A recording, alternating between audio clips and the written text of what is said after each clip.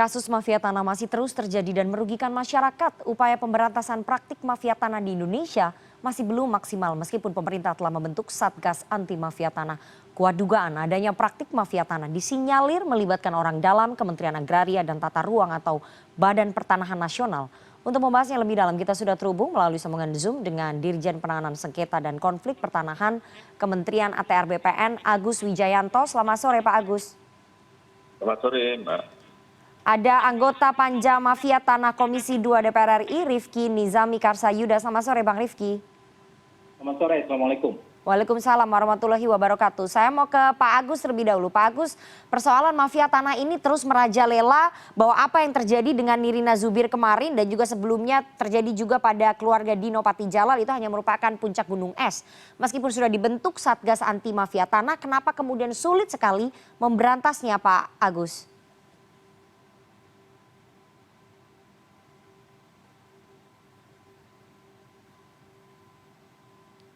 Bisa diulangi Mbak, suaranya nggak terdengar ya?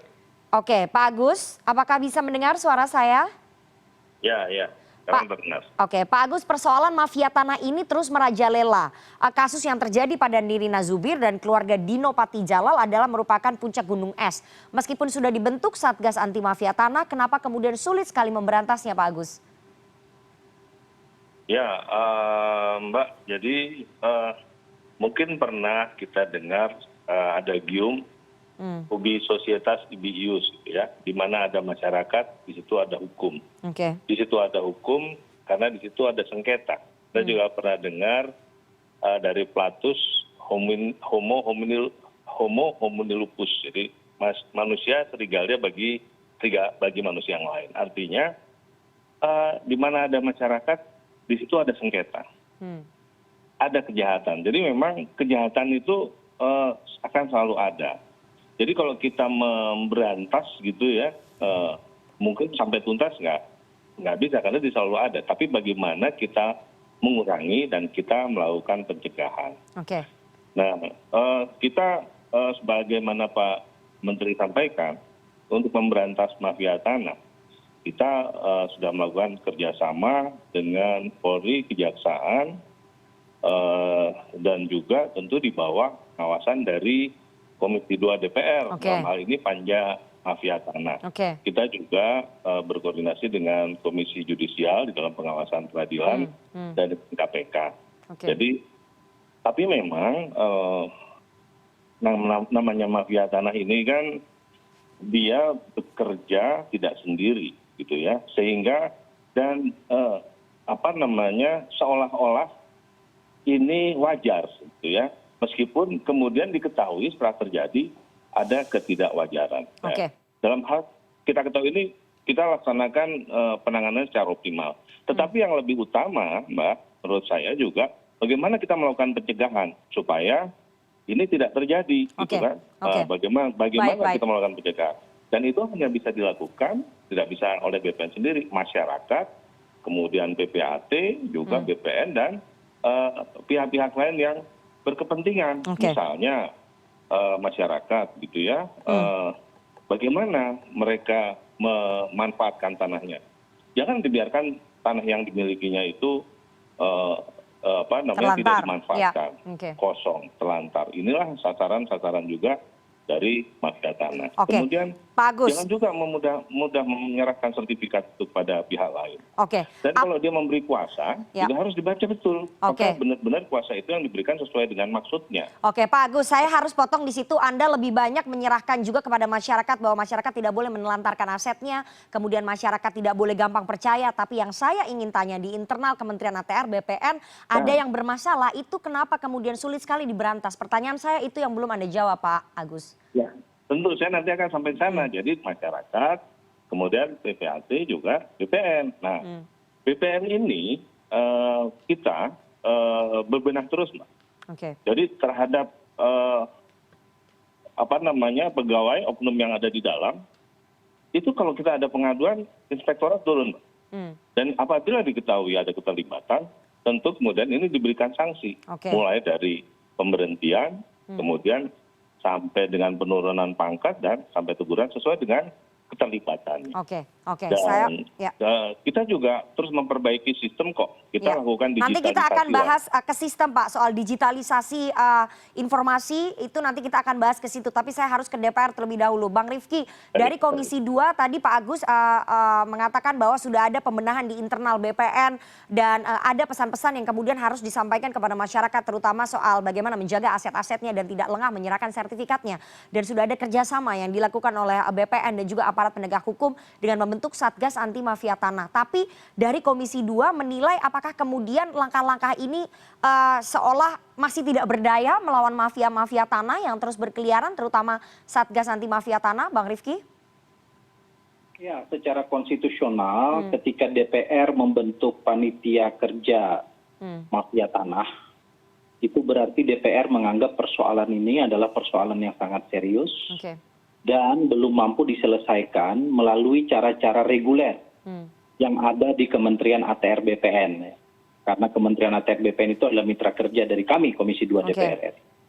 Kenapa seperti itu? Karena satu, kami ini hampir setiap minggu menerima keluhan dari berbagai masyarakat di Republik ini terkait dengan persoalan-persoalan keagrariaan yang melahirkan konflik-konflik agraria.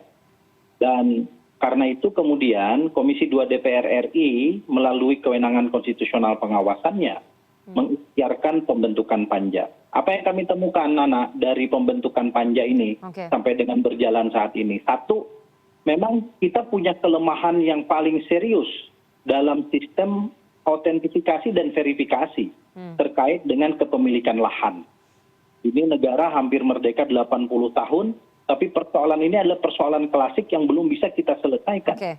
Kita masih jauh bicara soal digitalisasi agraria, masih terlalu jauh. Kita kan membayangkan suatu ketika ada web yang bisa ngecek lahan itu titiknya di mana lalu milik siapa. Atau sebaliknya, namanya Pak Agus itu memiliki lahan di mana saja di Republik Indonesia. Itu terlalu jauh bagi kami di Komisi 2. Penataan, autentifikasi, dan verifikasi saja bermasalah. Nah inilah sebetulnya hulu dari persoalan-persoalan mafia tanah. Yang kedua tentu harus kita akui ada persoalan regulasi ternyata yang sangat serius. Tadi Pak Agus sedikit banyak menyentuh persoalan ini. Ambil contoh misalnya dalam UUPA kita, Undang-Undang Pokok Agraria kita. Itu tanah yang di atas 3 tahun terlantar, tidak ada identitasnya, tidak digarap dan seterusnya. Itu memang positif hukumnya mengatakan kembali kepada negara. Dia bisa diambil oleh negara. Nah posisi-posisi seperti ini dimanfaatkan oleh mafia-mafia tanah untuk kemudian menguasai tanah-tanah yang secara de facto sebetulnya adalah milik kelompok atau masyarakat tertentu atau perorangan atau person misalnya. Nah yang ketiga tentu ini soal kultur. Kami menemukan banyak sekali oknum di Badan Pertanahan Nasional di seluruh Indonesia yang tali temali dengan berbagai macam oknum lain untuk memuluskan langkah mafia tanah. Selain tentu kultur publik yang tadi Pak Agus banyak uraikan. Saya kira itu, Nana. Pak Agus, kultur bahwa banyak oknum dari BPN yang kemudian secara terus-menerus melakukan praktik-praktik itu bekerja sama dengan oknum-oknum lainnya untuk melakukan penyerobotan terhadap tanah-tanah milik masyarakat. Apakah kemudian itu sudah ada hasil investigasinya di Kementerian ATR BPN? Apa langkahnya yang lebih tegas begitu selain memberikan sanksi? Karena tampaknya ini tidak berhasil begitu, Pak Agus. Ya. Silakan Pak Agus. Kalau terhadap pegawai atau oknum itu, itu pastilah dilakukan sesuai dengan ketentuan kepegawaian sanksi. Namun demikian, BPN juga melakukan langkah-langkah. Pendaftaran tanah sistematik lengkap ini adalah salah satu bagian dari bagaimana kita melakukan identifikasi dan memberikan autentifikasi terhadap bidang-bidang tanah yang dikuasai masyarakat. Dan target kita 2025 ini selesai. Dengan ini kita harapkan bahwa persoalan sengketa tanah ini bisa berkurang. Kemudian juga tentu ada regulasi kebijakan. Ini kan yang biasa dipalsukan adalah bukti-bukti hak lama yang sudah sebetulnya tidak berlaku, gitu ya. Nah ini juga kita buat kebijakan bahwa terhadap alasan lama, bukti-bukti hal lama ini, dalam 5 tahun ini kita tidak akan layani lagi untuk permohonan hak dari bukti-bukti hak lama. Oke. Jadi salah satu kebijakan. Oke, kita akan jeda terlebih dahulu, tapi saya mau tanya ke Bang Rifki, apakah keterlibatan oknum pegawai BPN menjadi salah satu kesulitan dalam pemberantasan mafia tanah? Bang Rifki jangan dijawab dulu, kita akan jeda, tetap bersama kami di CNN Indonesia Newsroom.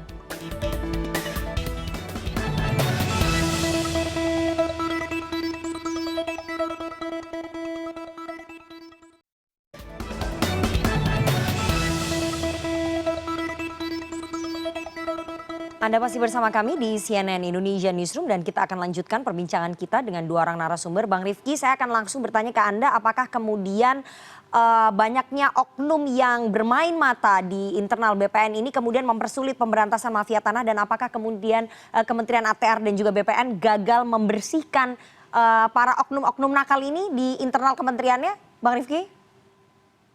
Ya, dalam kacamata DPR mestinya itu nggak harus menjadi masalah ya. Kita kan melibatkan multi stakeholders untuk melakukan penanganan ini, dan Pak Sofian Jalil membentuk Satgas Anti Mafia Tanah itu karena menyadari bahwa kalau penyelesaiannya di internal saja tentu tidak akan selesai. Walaupun sebetulnya kerja-kerja Satgas ini dinantikan oleh publik termasuk oleh DPR keseriusannya.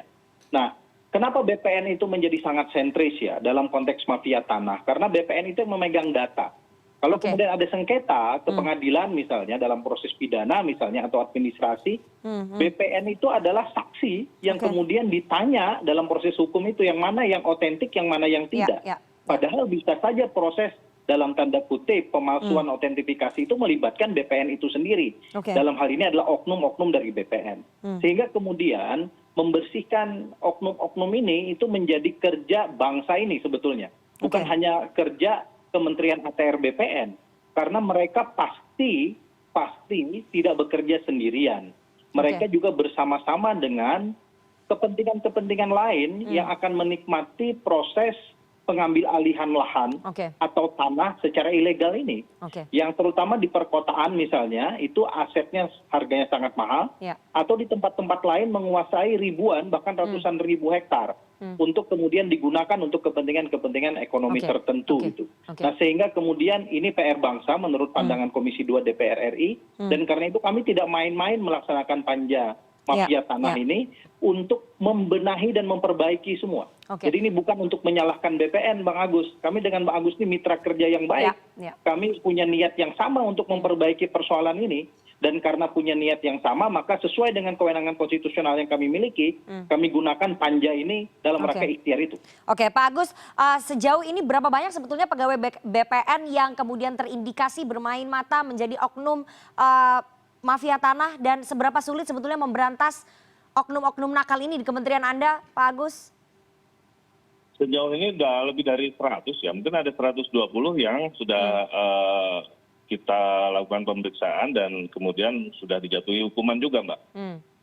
Seberapa sulit sebetulnya kemudian memberantas oknum-oknum nakal ini? Artinya kan kita tidak bisa memukul rata semua pegawai di BPN itu kemudian bermain mata, tapi seberapa sulit menghilangkan para oknum-oknum nakal ini? Ya, itu tadi saya katakan bahwa memang proses-proses ini kan semua seakan-akan awalnya terlihat wajar. Jadi memang mengidentifikasi di awal ini kemudian sulit. Nah, kita biasanya tahu ketika telah terjadi ada satu produk yang kemudian ternyata itu menyalahi. Nah, ini baru kita masuk, Mbak. Sehingga dengan demikian yang kita lakukan pada umumnya pasca ada satu permasalahan. Namun untuk supaya itu tidak terjadi, yang lebih kita pentingkan sekarang adalah bagaimana kita lakukan pencegahan. Pak Agus, selain kemudian oknum-oknum nakal yang ada di internal BPN, apakah backing yang dilakukan mungkin oleh aparat penegak hukum juga kemudian mempersulit penanganan ataupun pemberantasan mafia tanah ini, Pak Agus? Tentu, Mbak, tentu. Itu sangat mempengaruhi, ya, baik itu di APH maupun itu juga di pengadilan, gitu ya, tanpa kita menyamaratakan lah ya, tapi pasti ada. Ketika itu ada oknum-oknum yang demikian, kita akan lebih sulit lagi untuk melakukan penyelesaian dan pemberantasan.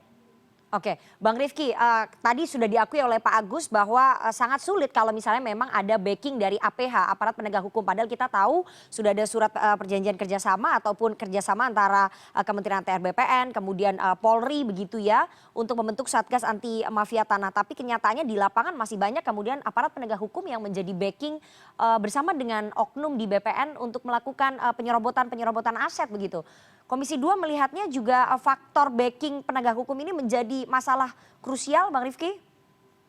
Iya, karena itu Komisi 2 DPR RI membentuk Panja dan pesan dari Panja ini secara politik dan konstitusional adalah ingin mengatakan kepada bangsa ini bahwa mafia tanah ini musuh bersama. Jadi dia bukan hanya musuh Kementerian ATR BPN, bukan hanya musuh Komisi 2 DPR RI. Dia harus diperangi secara bersama-sama. Teman-teman aparat penegak hukum, kepolisian, kejaksaan, Komisi Pemberantasan Korupsi harus bekerja dengan sangat serius di persoalan ini. Para gubernur, bupati, dan wali kota juga harus menertibkan. Karena banyak juga aparatur pemerintahan daerah di tingkat bawah itu terlibat dalam proses ini dan itu dilakukan secara sadar gitu. Nah, Presiden Joko Widodo sebetulnya membuat satu gerakan reforma agraria ini sangat serius misalnya. Tadi Pak Agus cerita, kita punya target sampai dengan 2025 seluruh bidang tanah di Indonesia itu terdaftar. Walaupun sampai sekarang misalnya kita belum sampai mencapai angka 50% untuk melakukan itu. Program yang dibuat oleh Kementerian ATR BPN, PTSL itu yang sertifikatnya sering dibagi-bagikan oleh Presiden, itu sertifikatnya sering dibagikan, tapi kemudian di lapangan ternyata ada beberapa persoalan akurasi pengukuran lahannya bermasalah. Jadi sertifikatnya sudah dimiliki oleh masyarakat, tapi begitu dibuka gitu ternyata lahan yang satu dengan yang lahan yang lain itu beririsan, justru menimbulkan konflik yang baru. Begitu pula dengan penerbitan sertifikat-sertifikat yang bukan berdasarkan alas hukum yang lama, Pak Agus. Banyak juga alas-alas hukum yang baru gitu, yang kerap kali terbit itu dalam 1 tahun itu bisa 1-2 kali bersamaan. Gitu. Itu yang saya tekankan dari awal, bahwa kita memang harus cepat untuk menyelesaikan satu sistem autentifikasi dan verifikasi terkait dengan ini, dan terus dibuka kepada publik. Satu sistem autentifikasi dan juga verifikasi juga kepada masyarakat kita agar harus lebih aware terhadap tanah-tanah yang dia miliki.